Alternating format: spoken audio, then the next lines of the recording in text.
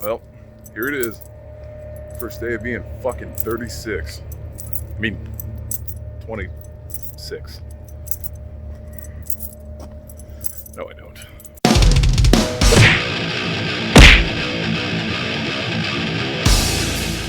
Hey, what's up, gang? It's Ian, your friendly neighborhood Viking, coming back at you with another Motivational Monday video. This is the birthday episode because Saturday was my birthday and I turned 8 years old, and it was awesome. So had a killer show at the bar that I run, and had a lot of awesome bands come out, and tons of people that I don't really get to see very often. They all came out and we had a great time, and yeah, it was awesome. Full bore, some really great friends of mine from Toledo. Our Final Prayer, which is a killer band from the Lima area here in Ohio. Pharaoh Hound from Fort Wayne, Indiana, amazing band. And Split Second from, they're kind of like all over in this area, great punk band. I'll put links to all those bands in the description actually of this video because they deserve some praise too. So thank you guys for making my birthday really awesome. I really appreciate that. What are we doing today? First of all, we're going to take a second and just notice how beautiful my Hughes & Kettner's Switchblade TSC 100 is right there. It's beautiful. It's the best amp I've ever used. So Hughes & Kettner, if you're watching this, give me a call, man. Just call me. Anyways, I'm going to answer a couple of fan questions, and I'll get to your motivational segment. And yeah, so let's roll. What is my ideal bowl from Chipotle? Okay. Chicken, brown rice, veggies, black beans, medium salsa, sour cream, cheese, lettuce. Yeah, perfect. There you go. Next question. Who would we tour with if we could pick any bands? This is one that we answered in a Q&A thing like a couple of months back. I can't speak for the other guys. I think Cole, he probably said Slayer. So I think that was, well, if he didn't say Slayer, I'm sure he probably would. John, I don't know. I don't really remember right offhand, but he probably said something like Dream Theater, something of the sort. Me, depends on if you're talking like currently or like any given time whatsoever. Right now, one of my favorite bands is On Earth, and they are doing a lot of like bigger clubs or good sized clubs, and I would love to. I just love that band, so I would love to just kind of be on a bill with that band whatsoever. We came close a couple years ago, but they wound up going home, I think, that day of the same show that we were going to be on. But I mean, if I had to pick any tour of like all time to be on, I would have loved to have been on tour with Van Halen in like the late 70s, early 80s. Just like prime, wild shit Van Halen. That would have been awesome. Aside from that, maybe like Metallica in like the very early 90s, like Black Album era Metallica. That would have been really cool too. When they got like just huge. That would have been sweet. We have new songs that are going to be out soon. We have a bunch of songs demoed. And we are currently writing, I'm actually looking at our list right now, and we have 11 up on there as of right now. And I know that John and myself are constantly kind of writing stuff. So expect a new Black Order record this year. What else do we got going on? Oh yeah, Cole, our drummer, just had another baby. Well, not him. Him and his longtime girlfriend, they just had their second baby, a baby girl this time named Jet. So congratulations to Cole and Taylor for having their baby. That was awesome. So good luck to those guys. Now with 2 kids, they know what hell's really like. Okay, the motivational thing. Let me see here.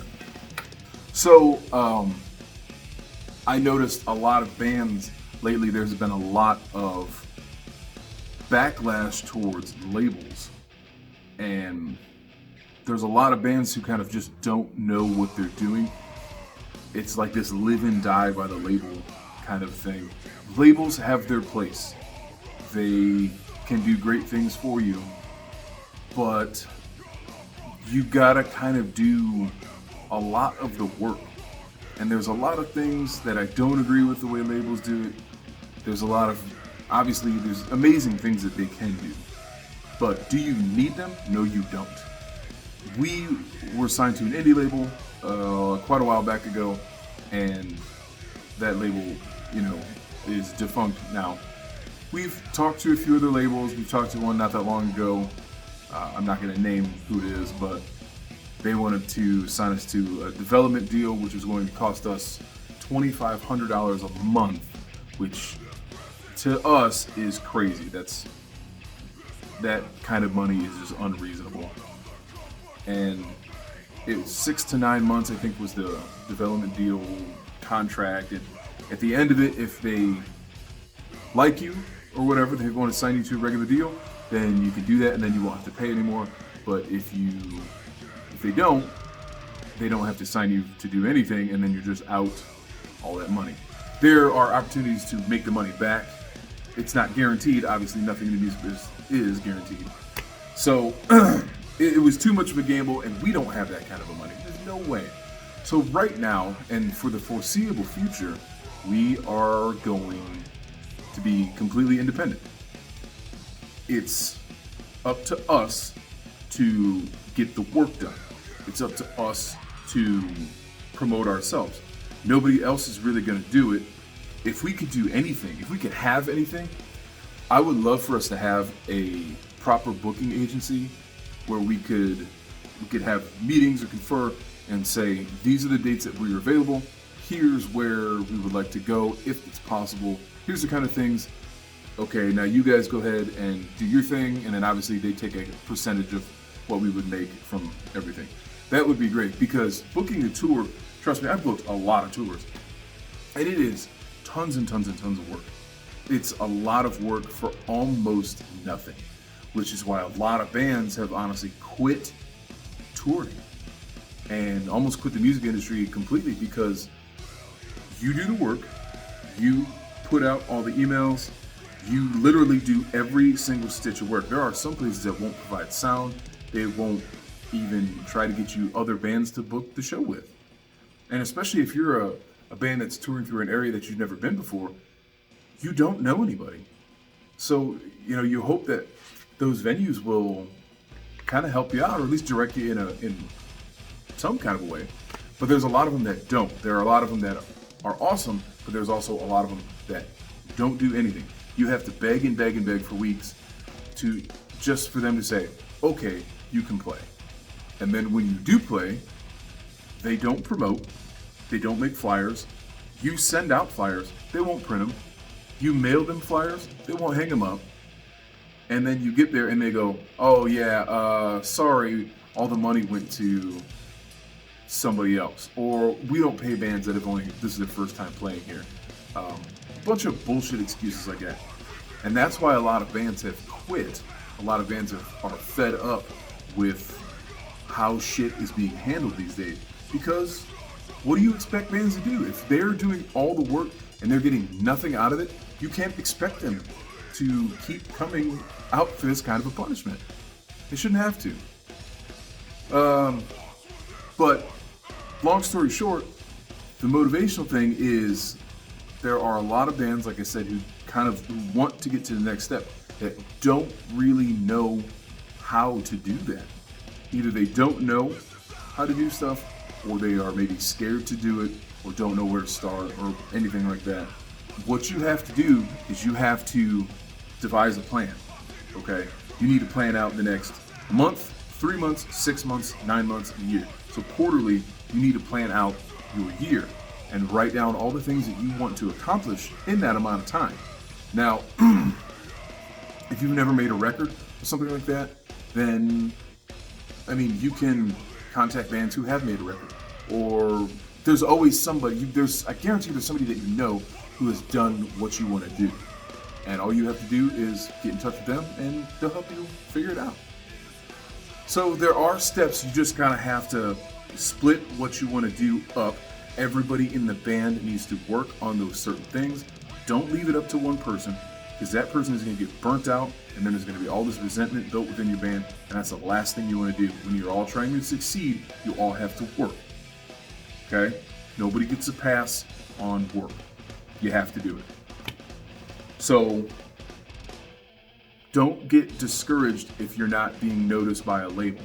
You don't need them. They are great things, but they are not 100% necessary. Do not think that your band will live and die by a label, because you won't. It's up to you. You guys are the ones putting in all the work, okay? So just remember that, stay strong, make a plan, and that's pretty much all I can tell you right now. That's what we're doing. We have goal lists and goal sheets and all that kind of stuff, things that we're trying to target and get done every so many months or whatever. So you guys, you can do it. And if you have any other questions on how to get stuff done or anything like that, please, you can DM the Instagram, you can leave a comment in this video. I'm happy to answer anything that I can possibly answer for you guys. Or hit us up on Facebook or anywhere, literally anywhere else. Anywhere that you see a page of ours, dude, just message us and we'll get back to you right away. So with that, I have something to show you, and it's a surprise, okay? So I'm gonna have to move the camera here. Okay, so a couple of years ago, I bought a guitar, and I've had it for a few years, but I have hardly ever played it. I've hardly ever touched it. I did some work on it and all this kind of stuff, but it's literally sat in its case for almost 3 years. Well, the time has come. I don't use it enough, and I'm going to sell it. And you could be the owner of it. So, let's go look. All right. There it is. This is my Agile Ghost 727. It is a 7-string. 7-string here. Replaced the Floyd about a year or so ago. Well, it had a licensed Floyd in it. This is an original 7-string Floyd. So $300 and some bucks. That has EMG 707 pickups in it. The inlays are not actual inlays.